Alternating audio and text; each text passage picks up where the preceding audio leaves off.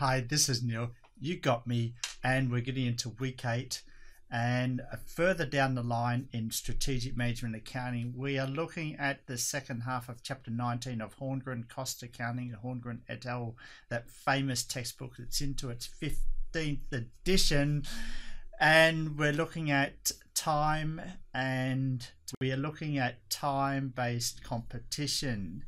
And we want to have a look at the following learning objectives, which are at the bottom half of this slide, and that is under time-related measurement. So we're looking at learning objective 5. We want to describe the customer response time and on-time performance. And we want to describe why delay occurs and their costs, and use financial, non-financial measures of time. And finally, we're going to look at theories of constraints. So that we might do this in 1 and 2 parts. So in the first part, we're going to look at how we can quantify time. How can we match the capacity that you have as a service provider or as a manufacturer? How can you match and meet the expectations of your customers who are demanding of your time? They are demanding of your time in terms of delivery of product. They are demanding of your time in terms of how fast you are serving them. You know, because you have been in a bank queue, haven't you? And you know that you have said, how much longer do I have to wait? Oh, I don't want to go to the bank again. I'd rather do it online. You know that. So let's get back into the calculations behind it. But more importantly, there are strategies that we can use to take action as a service provider, as a manufacturer, to actually deal with these expectations of your customers associated with time. So let's get into the good stuff, shall we? So here we are, time as a competitive tool. Companies view time as a driver of strategy. Our first learning objective in the second half of this chapter is all about describing customer response time, the time between receipt of a customer order and product delivery, and on-time performance.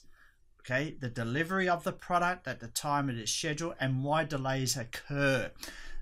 We also want to look at the uncertainty about the timing of customer orders and limited capacity, because at the end of the day, we're trying to match the limited capacity that you have with the uncertainty of customer demand. If we know the customer demand with certainty, then we can surely have the capacity.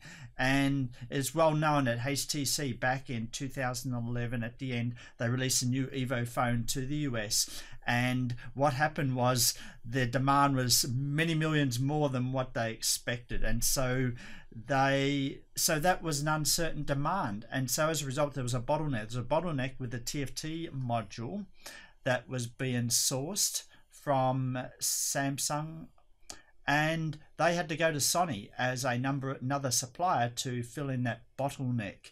And so if they had a forecasted demand more accurately, they really had a better understanding of how much take-up there would be by customers in the US, then HTC could have given Samsung a more accurate production order. Or think about having 2 suppliers for that component of the Evo phone.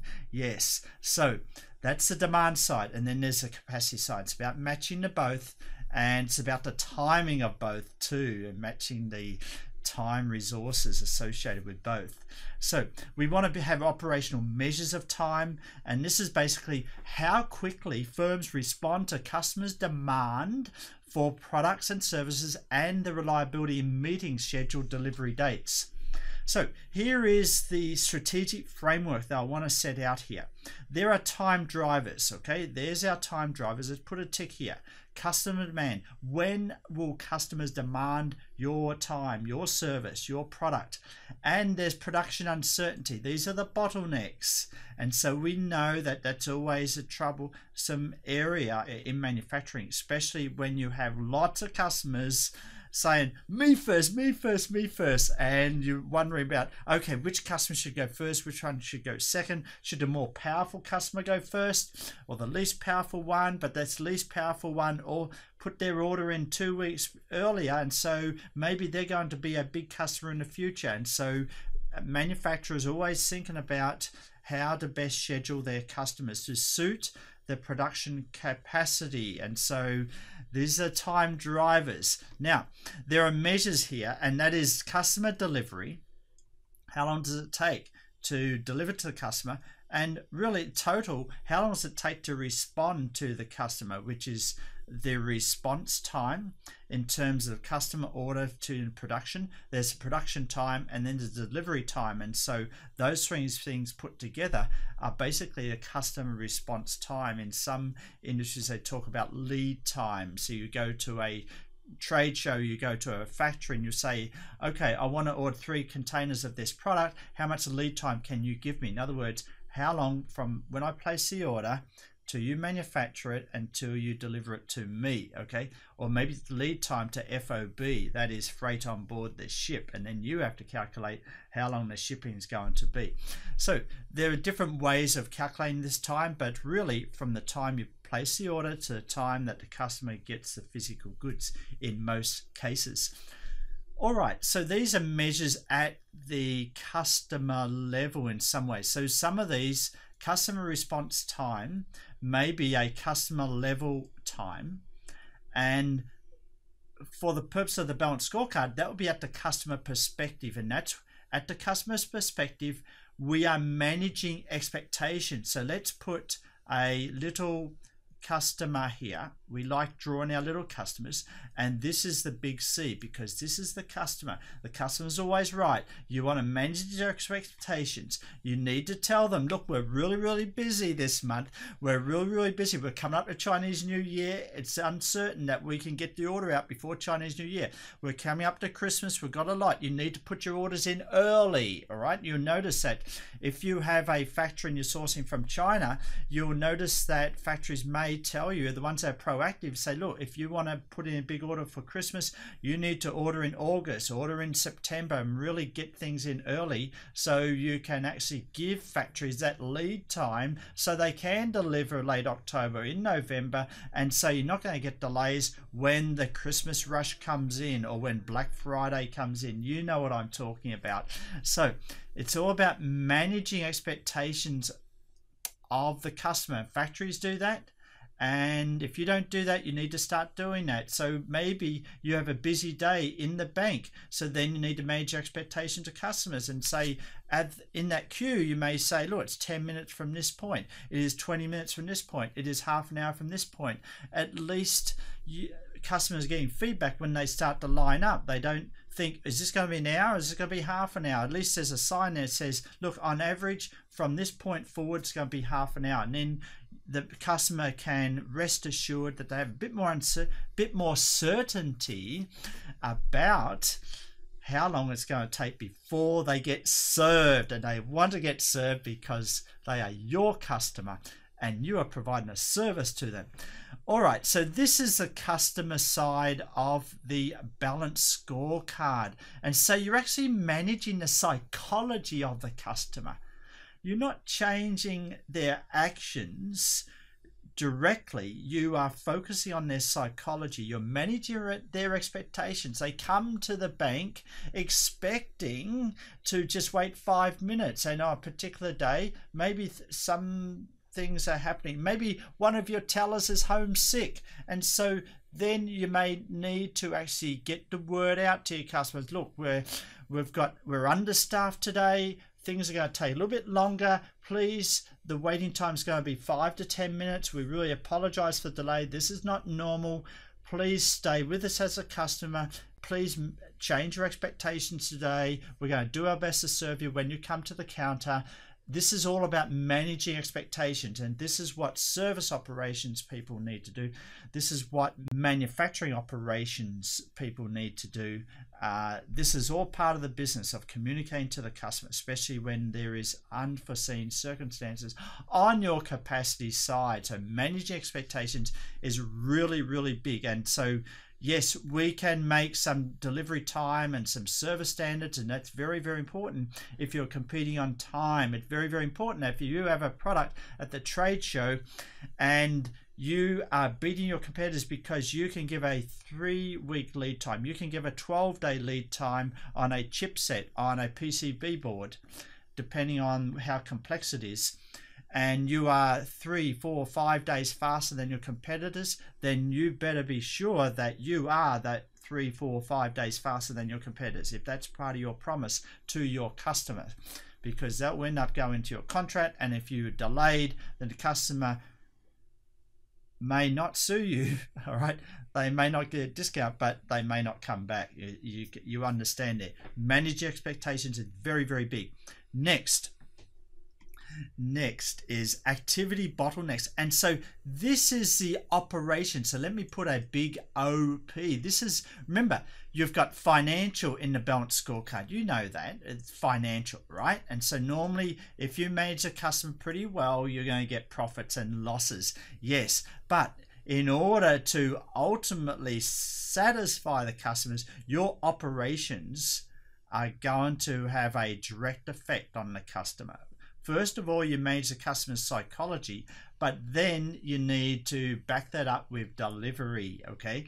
And you can't keep on apologizing for customers forever. Only on those circumstances where you have an unexpected capacity problem, talk to the customer, just get their expectations changed for that once off.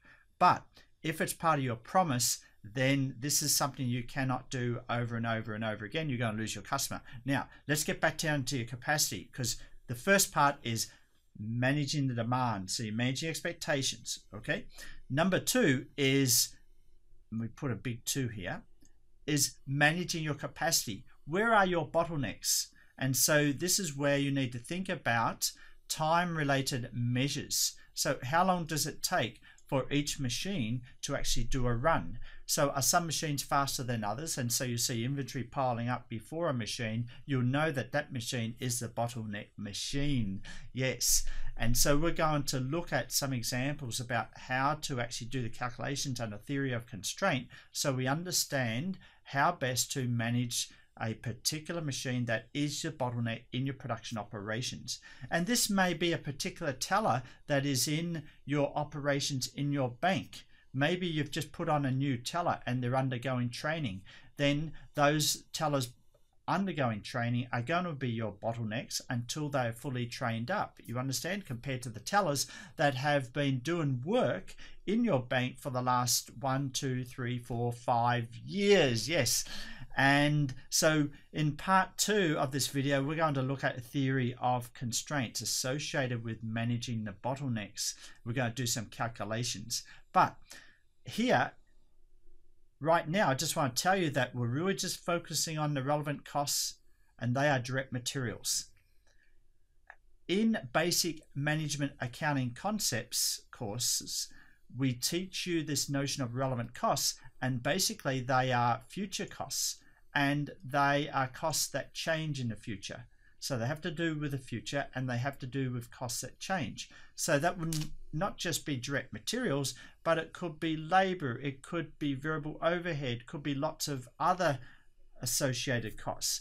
But when we're focusing on theory of constraints, we're just looking at direct materials only, because it's very, very short term. We're not really looking too far out into the future. Very, very short term. How do we manage this bottleneck of this machine today, right now? Okay, so in a summary of this framework here, we have number 1, managing the psychology, expectations of the customers. Number 2, we are managing our capability. That is the customer service officers, the tellers in the bank, or the machinery that you have on the factory floor. And so we're trying to manage the demand from the customers with the capacity to meet that demand, and hopefully we get a perfect fit, right? So that's what we're trying to do here. But the problem is, and it always happens, that the demand from the customer, sometimes you get lots of customers, sometimes you get fewer customers. This demand is always changing. Then on the other side, you're trying to make investments for the average level of demand, and you're trying to predict demand with as great as accuracy as possible.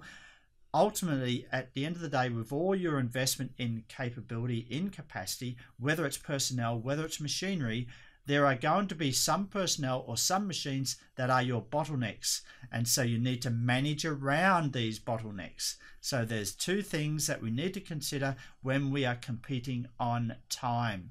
So thank you very much, and I'll catch you in the first example of competing on time. Thank you.